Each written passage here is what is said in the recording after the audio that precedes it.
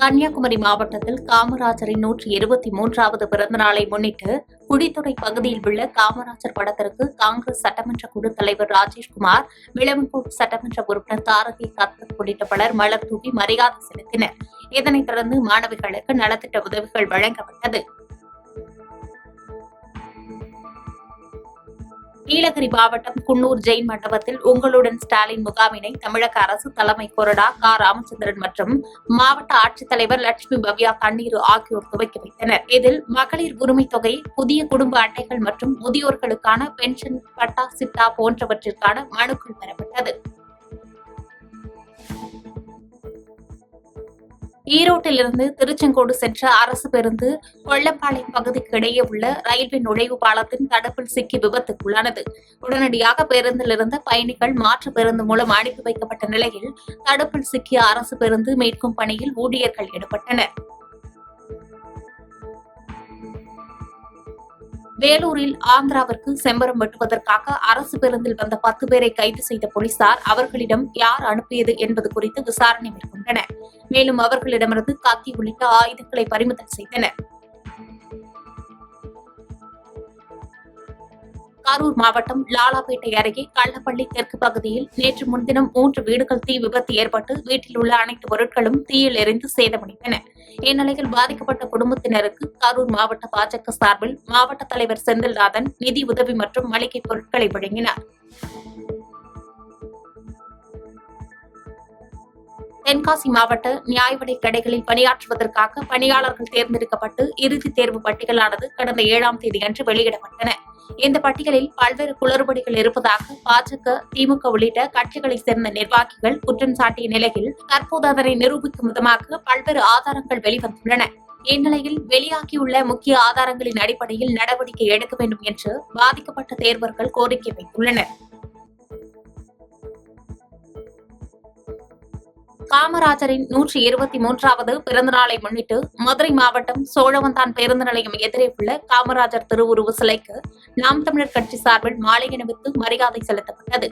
இதனைத் தொடர்ந்து நாம் தமிழர் கட்சியினர் அனைவரும் காமராஜரின் உருவ சிலை முன்பு உறுதிமொழி, வீரவணக்கம் செலுத்தி அஞ்சலி செலுத்தினர்.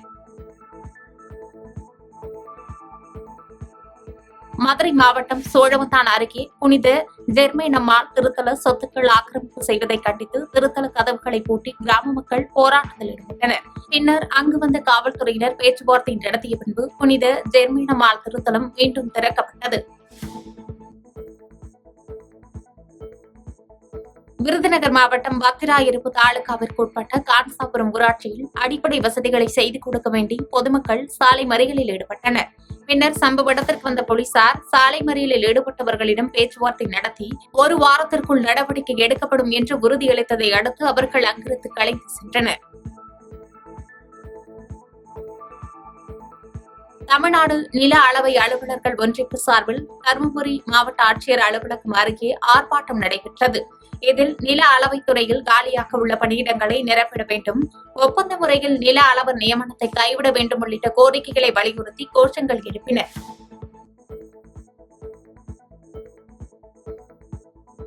கிருஷ்ணகிரி மாவட்டம் ஒசூர் அடுத்த தேன்கனிக்கோட்டை அருகே காட்டு யானை ஒன்று குடியிருப்பு பகுதிக்குள் புகுந்த சம்பவம் அப்பகுதி மக்கள் மத்தியில் அச்சத்தை ஏற்படுத்தியுள்ளது. இதனையடுத்து காட்டு யானைகள் ஊருக்குள் வருவதை தடுக்கவும், விளைநிலங்களை சுற்றி வரும் ஒற்றை காட்டு யானையை அடர் வனப்பகுதிக்குள் விரட்டவும் அப்பகுதி மக்கள் வனத்துறையினருக்கு கோரிக்கை வைத்துள்ளனர்.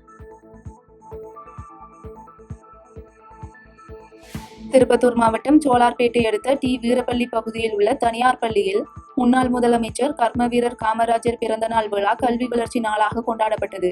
நிகழ்ச்சியில் காமராஜரின் திருவுருவ சிலைக்கு மாலை அணிவித்து மரியாதை செலுத்தப்பட்டதை தொடர்ந்து பள்ளி மாணவர்கள் மற்றும் ஆசிரியர்கள் அனைவரும் வரிசையாக நின்று காமராஜரின் உருவப்படத்தை உருவாக்கினர். தேனி மாவட்டம் நாயக்கன்பட்டி பள்ளியில் முன்னாள் முதலமைச்சர் பெருந்தலைவர் காமராஜரின் பிறந்த நாளை முன்னிட்டு அவரது சாதனைகள் குறித்த பதாகைகள் ஏந்திய ஊர்வலம் நடைபெற்றது.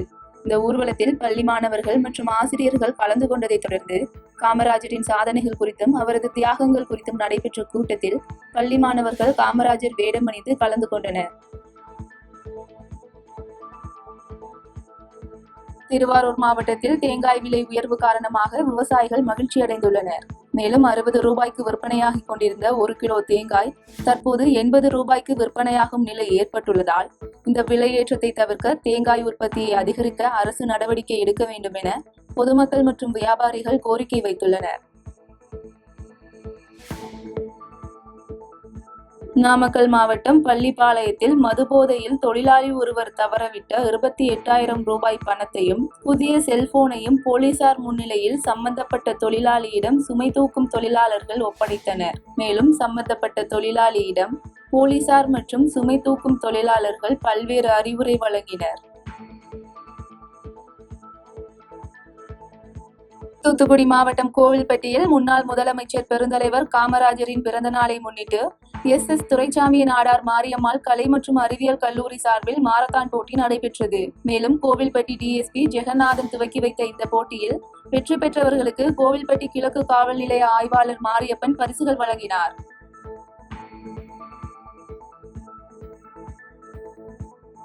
சென்னை திருவொற்றியூரில் ரயில் மூலம் கஞ்சா கடத்திய கேரள மாநிலத்தைச் சேர்ந்த அமிர்தலால் மற்றும் அஸ்வின் ஆகிய 2 பேரையும் திருவொற்றியூர் காவல் நிலைய போலீசார் கைது செய்தனர்.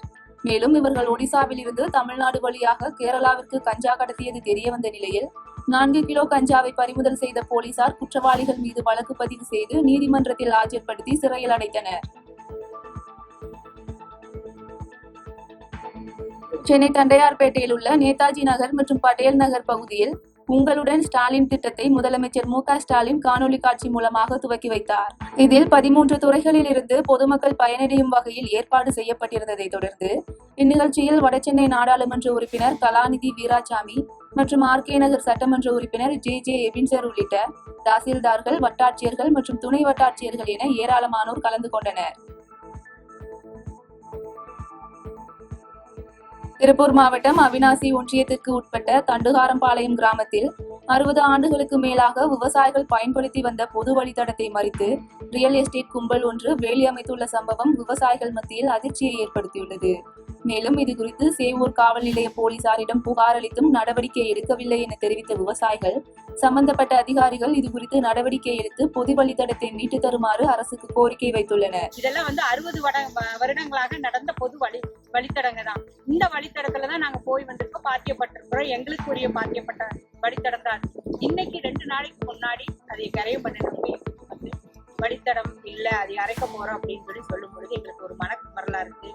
எனக்கு ஒரு ரொம்ப மனவே வேதனையா இருக்கு. ஒரு விவசாயினுடைய முன்னேற்றத்தை இப்படி ஒரு தடுக்கிறதுக்கு இதா இருக்கும்போது அரசாங்கம் இதை தலையிட்டு என்னை தாழ்மையுடன் நான் புதுக்கோட்டை மாவட்ட ஆட்சியர் அலுவலகத்தில் தமிழ்நாடு நில அளவை அலுவலர் ஒன்றிப்பு சார்பில் ஆர்ப்பாட்டம் நடைபெற்றது.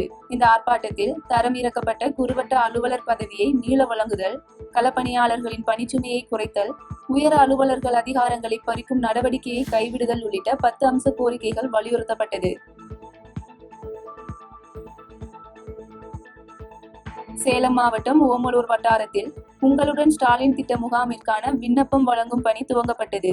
இதில் சுமார் 650 தன்னார்வலர்கள் வீடு வீடாக சென்று விண்ணப்பம் மற்றும் தகவல் கையேடு கொடுத்து வரும் நிலையில் ஊரக பகுதியில் 15 துறைகள் சார்ந்த 46 சேவைகள் வழங்கப்படும் என வட்டார வளர்ச்சி அலுவலர்கள் தெரிவித்துள்ளனர். சேலம் அண்ணா பூங்கா அருகே தமிழக முதலமைச்சரால் திறந்து வைக்கப்பட்ட முன்னாள் முதலமைச்சர் கருணாநிதியின் உருவ சிலை மீது மர்ம நபர்கள் கருப்பு பெயிண்ட் ஊற்றிய சம்பவம் பரபரப்பை ஏற்படுத்தியுள்ளது. இதுகுறித்து தகவல் அறிந்த அஸ்தம்பட்டி காவல் உதவி ஆணையாளர் அஸ்வினி தலைமையிலான போலீசார் சம்பவ இடத்தில் உள்ள தடயங்களை சேகரித்தும் அப்பகுதியில் உள்ள CCTV கேமராக்களை அடிப்படையாக கொண்டும் விசாரணை மேற்கொண்டு வருகின்றனர்.